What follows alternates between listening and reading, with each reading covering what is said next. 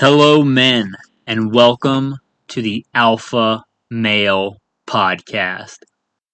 The podcast where we talk about what it means to be an alpha male in today's crazy modern world.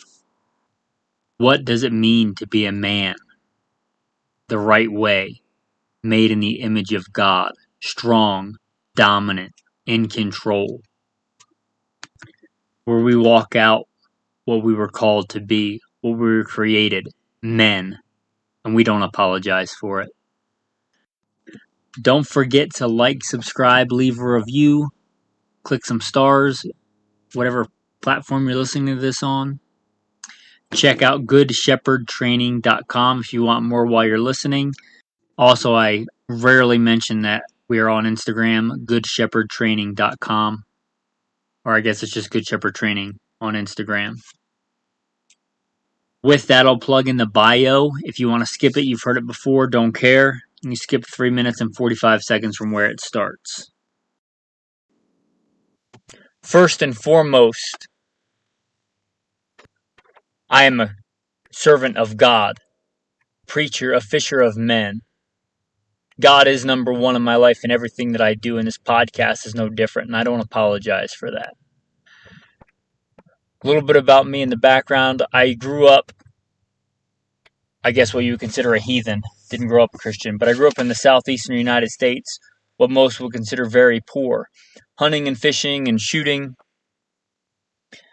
Joined the Marine Corps at 17, did a couple of combat tours in Iraq. After my combat tours in Iraq, I was an urban warfare instructor for the United States Marine Corps under Mojave Viper. I also served in law enforcement for several years in LAPD. I worked patrol assignments and more specialized assignments, where by God's grace, He got me through some nasty places in this world of war zones and some of the nastiest streets in the country. Not because I am better, because God chose to have mercy on me and had a purpose for me, and I'm thankful for that.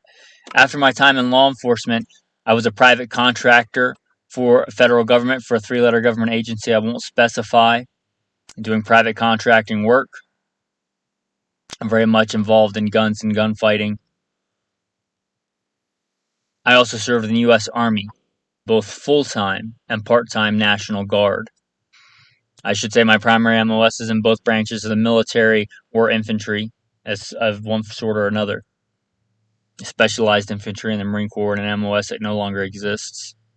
I started competition shooting even before I joined the Marine Corps at 17. I won my first gold medal even before I joined the Marine Corps at 17. I've been blessed by God with the talents He's given me to win more shooting competitions than I can remember. I've won most of my competitions in rifle and pistol, but I've also competed in archery and shotgun and even muzzleloader, knife throwing, hatchet throwing. I've competed in all that. I've also been a professional big game hunter and guide. Like I said, I grew up hunting and fishing and shooting.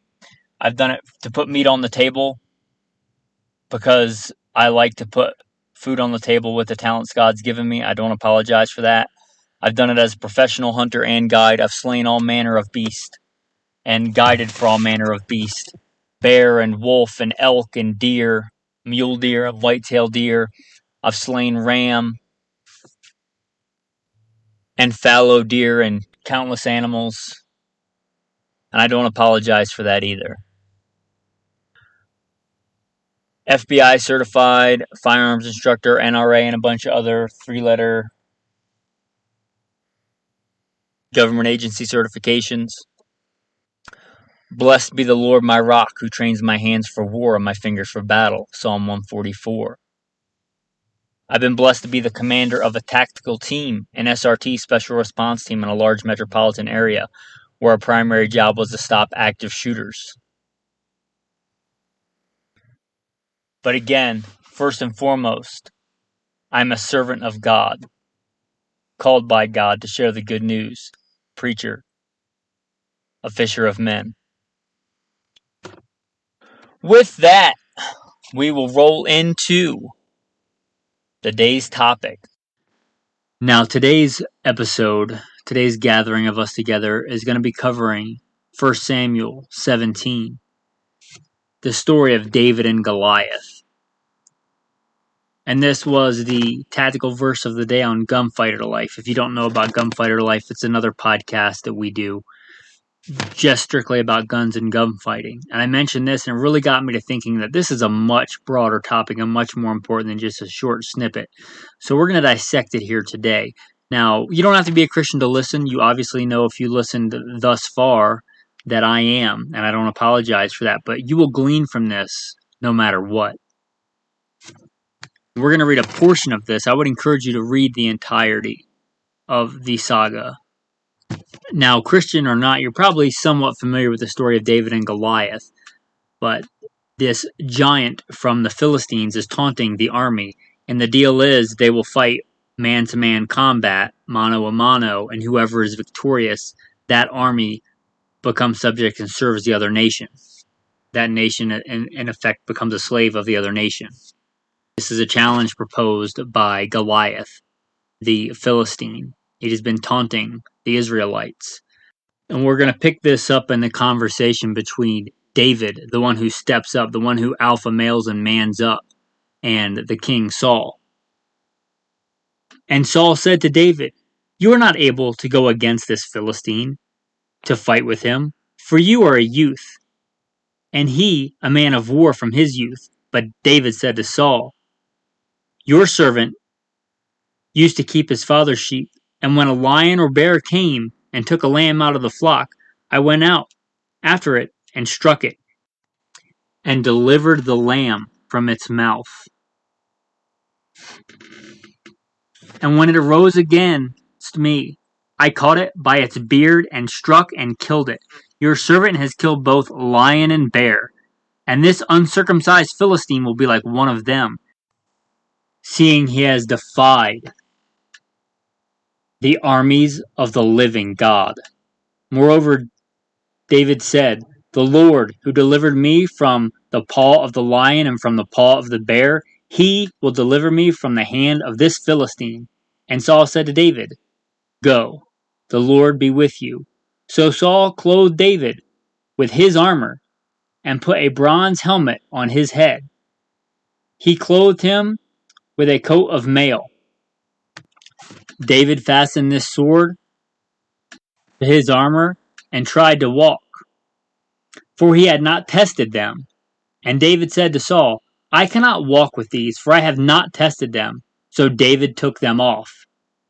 Then he took his staff in his hand, and chose for himself 5 smooth stones from the brook, and put them in a shepherd's bag and a pouch which he had, and his sling was in his hand, and he drew near to the Philistine.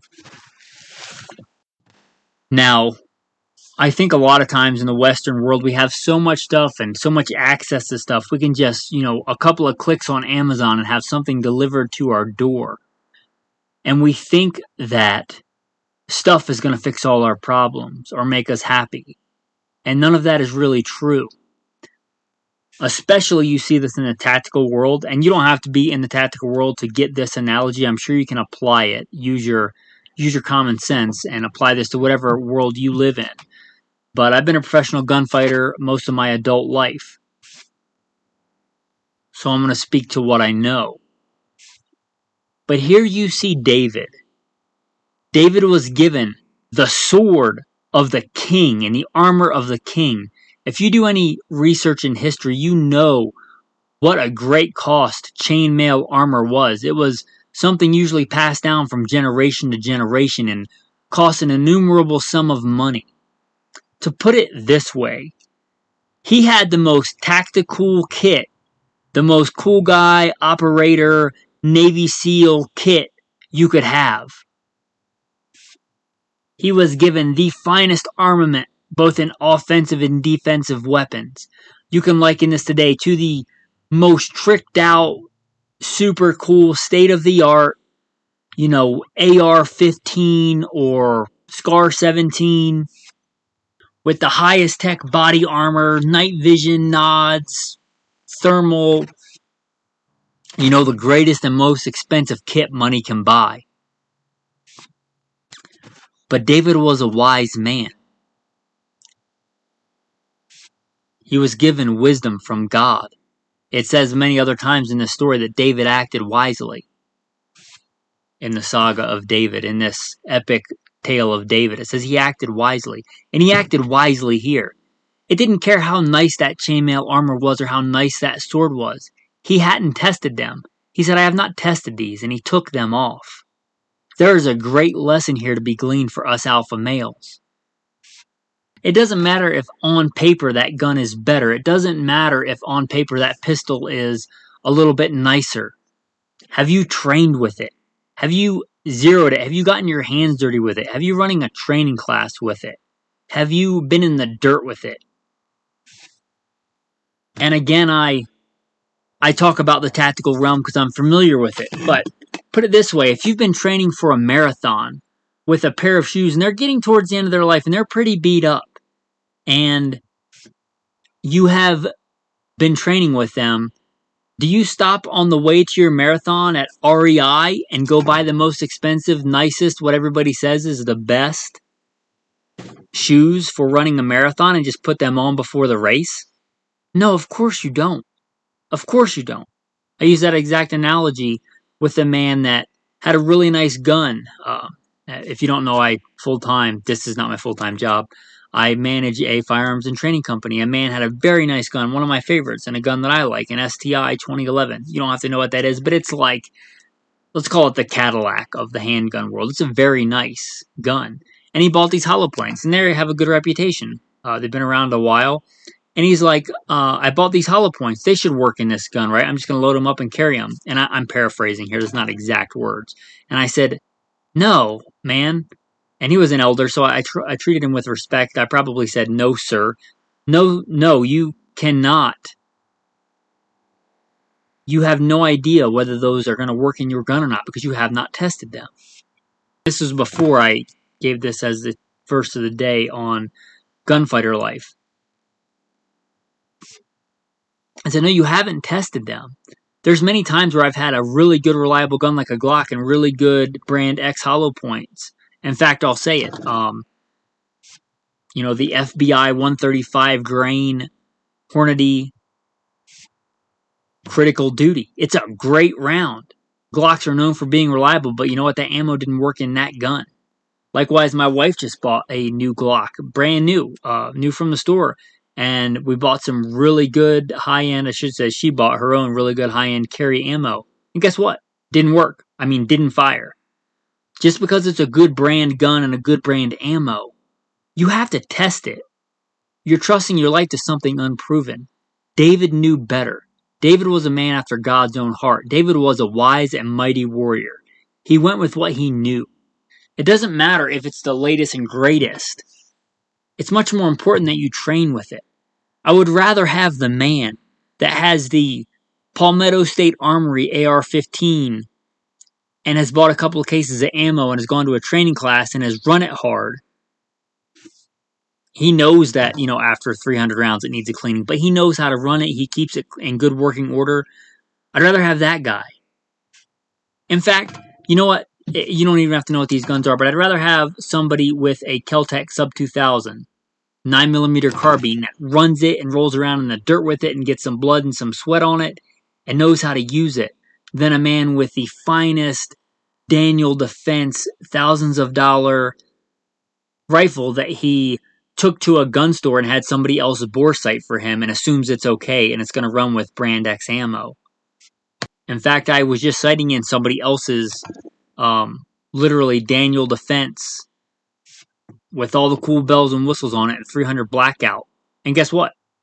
It didn't run well. It had multiple malfunctions in one magazine. And I'm talking pretty legit, pretty substantial malfunctions. Just because you dump a bunch of money on something doesn't fix a problem or doesn't create a solution. And I think especially as Americans and probably Europeans, if you're listening to this in the Western world, we have this tendency that if I just dump a bunch of money on it, it's going to be okay. But that's not a wise philosophy. Sometimes it makes sense, and my wife will tell you this, I have a tendency to go cheap. I grew up poor. I'm talking like poor. Like we walked to the center of town so we could use a phone because we didn't have one. We would huddle around in one room in the house in winter around one kerosene heater as a family and sleep on the floor. Poor.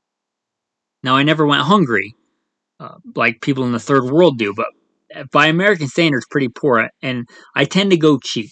Sometimes a little too cheap. My wife tends to go with the more quality stuff, and sometimes I have to see the wisdom in that. Buy once, cry once. But buy quality, buy a good thing, and then run it, and then use it and train with it. Don't just assume, because it's and again, tactical role. Don't just assume because it's a Glock and it's brand new, it's going to work. My wife's brand new Glock had issues I had to fix, brand new from the factory. And that's not the first time. That happened to me years ago with a brand new Glock that I had purchased. And if you don't know guns, Glock is kind of like the gold standard for reliability in a handgun. But they're not all. And I see this in the gunfighting world, or people that espouse or tout themselves or think because they watch YouTube videos or in forums that they're gunfighters, and then they load up a gun with carry ammo they've never tested, have no idea where it shoots, if it's going to shoot, if the gun's going to function. And again, you could apply this to anything. You get a guy preparing for a bit, and I know almost nothing about auto racing other than you go fast. But you get a guy that's trained on for some kind of, I think it's called rally racing, but you got this guy with a rally car, and it's like one that he pieced together in his garage, got it working, I don't even know what they use for rally cars, but it's something he got used and beat up, but he's been racing with it, and he's done well with it. And he's getting ready for a big race. Is he going to, right before the big race, jump into another car if somebody offers him a better car, or if he somehow comes into a bunch of money? Is he going to just jump in that car and run that race with it and expect to win? No, of course not. Now, if he comes in that money and has time and trains with it, that's fine, just like with a gun. But he wouldn't go into that race with a car that he's never sat in, doesn't know how it handles around a turn, and expect to do well or even not get injured. You could apply that to golf. If you have a mediocre set of golf clubs, and again, I know very little about golf, but I probably know enough to know this. If you have a mediocre set of golf clubs that you got from Big Five, and you've been using them and training with them, you've been doing pretty good. And there's a big golf tournament coming up, you're going to play in it for whatever, let's say for money. And you've been doing pretty well. And right before the match, somebody comes to you in the pro shop and says, "Hey, we've been noticing you've been doing pretty good. We see you're an up-and-comer, and we're from Brand X." And let's say Brand X is like one of the premier golf club brands. I have no idea what they are, but you get the point. And they're like, "We're from Brand X, and we'll give you X amount of money and prestige if you will use these clubs in your match today." Well, you're not going to use those clubs in a match if you have any wisdom, because you haven't tried them. They might be better, but if you haven't trained with them, you can't expect to be good with them. They're probably not going to hit the ball in the same place, even if they're both a 9-iron. I don't know a lot about golf, but I know enough that you probably train and are good with your clubs. Those clubs probably have to be fitted for you. Anyway, you get the analogy, and you get the point here. You see the wisdom of David.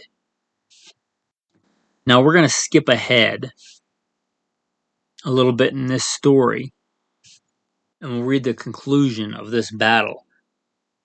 And David said to the Philistine, "You come to me with a sword, with a spear, and with a javelin, but I come to you in the name of the Lord of hosts, the God of the armies of Israel, whom you have defied.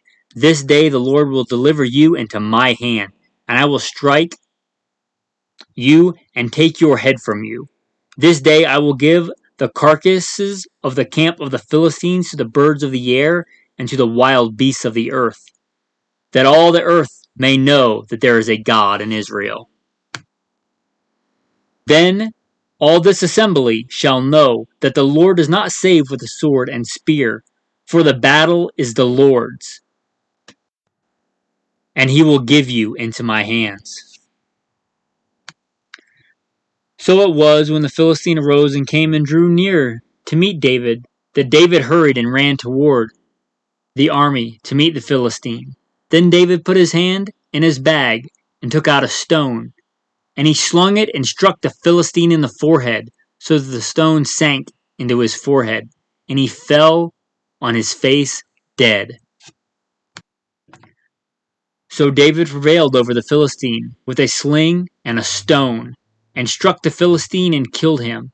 But there was no sword in the hand of David. Therefore David ran and stood over the Philistine, and took his sword and drew it out of its sheath and killed him, and cut off his head with it. And when the Philistines saw that their champion was dead, they fled. Pretty awesome alpha male epic story. David kills Goliath with a sling and a stone, then takes his own sword and cuts his head off. This is a man after God's own heart. Exodus 15, the Lord is a man of war. This is David, the king and one of the forefathers of the lineage of Jesus Christ, a mighty warrior. It was sung about him, Saul killed his thousands, but David 10,000. You read about the epic battle stories of David and his mighty men. Don't be fooled by some contrary Christian culture. The Lord is a man of war. He is mighty. He is powerful. We serve a powerful and strong God. With that, we will wrap up the main body of the topic today. Before we get into the tactical tip, don't forget to check out goodshepherdtraining.com. All right, tactical tip of the day. I'm going to give you a couple here. One, because I was doing it today, going through ammo, seeing what I had. I went ahead and did this again. Hand warmers. They're cheap, especially this time of year. Probably get them on sale, but they're, $1 for two of them or somewhere thereabouts. They're a giant oxygen absorber if you didn't know. So you have ammo cans. Every once in a while when you crack one open, if you're going to store it for a long period of time, shake one of those up, throw it in there, and close it. It pretty much, the way it works is it turns oxygen into rust and eats up that oxygen. So it will take away the oxygen and moisture out of the air of your ammo can. You can also use it for food storage. A lot of people know about that, but again, you have an ammo can, you shake one of these up, throw it in there, and close it. Now, in line with today's teaching, the tactical tip of the day. If you are a gun owner, if you are a gun carrier, a concealed carrier, I hope that you are listening to this. But that is your sling and stone. That is what you need to be proficient with. Here's some good practical drills. And again, I believe there's a video of me doing this drill on goodshepherdtraining.com. It's one of the few videos on there. If not, it's only for patrons. Anyway, if you want to be a patron, you can be. But basically, it's this. You face away from the target, hands up in the air. Pretty much as vulnerable a position as you could be in, other than like being on your back. But you turn, face the target, draw, fire 2 rounds, do a reload, and fire 2 more rounds. So turn, draw, shoot 2, reload, shoot 2. It's a very practical shooting drill. Doesn't take a lot of ammo. It puts a lot of things together. You're acquiring a target that you don't initially see. You are engaging that target. You're performing a reload. You are drawing the gun. There's a lot into this simple drill. Another good simple drill that's been a standard for decades. If you're not practicing this, you probably should be. And it's the Mozambique Drill. You just 2 to the chest, 1 to the head. 2 to the chest, 1 to the head. Do it with your AR. You can do it with your pistol. Probably don't need to do it with a shotgun. You just need to come up and give 1 round center mass. But for most other platforms, 2 to the chest, 1 to the head. You can do it from the low ready. You can do it from a slung, long gun. You can do it from the draw. You can do it again facing the other way. You can step right, step left, 2 to the chest, 1 to the head, 2 to the chest, 1 to the head. It's a good practical drill. There are variations on this drill for people wearing body armor and stuff, but these are good basic drills to know. The last one I'm going to give you is a classic called the Bill Drill. I think the actual drill is 6 rounds, but ammo is expensive nowadays. You can do it with 4 rounds or 5 rounds. You pretty much get the same thing. But the goal is to draw and give several rounds, let's say 5 rounds, draw and give 5 rounds center mass quickly. And have a standard and have a set time and record your time. Guys, if you are shooting without a timer, you are wrong because you have no idea how fast you're actually shooting. On days when I'm super smooth, it seems like I'm moving slow and my times are phenomenally fast. On days when I'm sucking and I'm trying to go really fast, it feels like I'm moving really fast, but my times are not fast, and that timer doesn't lie. You need a timer. I would advise you before buying that next tactical gun, getting an actual shot timer or pack timer. But you can download the apps for free on your phone. Now, if you train the way I do, probably better to buy a pack timer because eventually you're just going to break your phone. But you can download them for a few dollars or even for free, and they will record they'll give you like a buzzer, like a beep, and then they'll record your shots. This is important. Anyway, with this drill, you need to draw a circle, let's say an 8-inch circle. That's a pretty standard kill zone, and see how fast you can get those 5 hits on target at varying distances. And this will give you the cadence in which you know that you can engage a target. You'll understand how fast you can shoot. There's an old saying in competition shooting, you can't miss fast enough to win. Speed is fine, but accuracy is final. You've probably heard that. You need to know how quickly and what kind of sight picture you need to have to get multiple follow-up shots in that given area in that amount of time, and how fast you can shoot and how fast you can't shoot.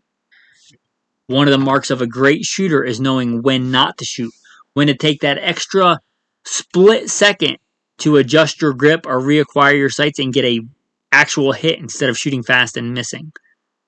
That's one of the marks of a good shooter. One of the marks of a great shooter is having the discipline and patience and knowledge to know when to not shoot. That goes for hunting as well. With that, man, if you thought any of that tactical tip or the episode in general is worth $1, you can go and support on Patreon. Again, your one-stop place to see all this is goodshepherdtraining.com. There's a Patreon link on there. And these are free for you to listen to, but they're not free to put out.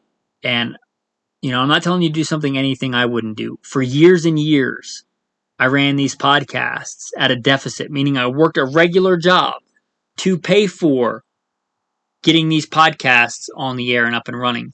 For the first time recently, we've had a surplus of money, meaning the podcast paid for itself and had a little bit left over. I recently did a little bit of advertising with that money, but it's not much. Somebody asked me how many patrons we had, and I looked it up, and we have 8 patrons. But if you want to be a patron, if you want to help support, and not just be a passive listener, but you want to be an active supporter, an alpha male in the Alpha Male podcast, an active participant, I would encourage you to go to goodshepherdtraining.com. If you think the message of manliness needs to be preached out there to the young men of this world, if you think men need to man up, then help that out. Put your money where your mouth is, like I did for years doing this at a deficit. I'm not asking you to do something that I didn't do, to give to the podcast, to give to this, what I would consider ministry. If you feel a calling to do that, again, goodshepherdtraining.com, and then go to Patreon. With that, men, I'm going to say thanks for listening and have a blessed day.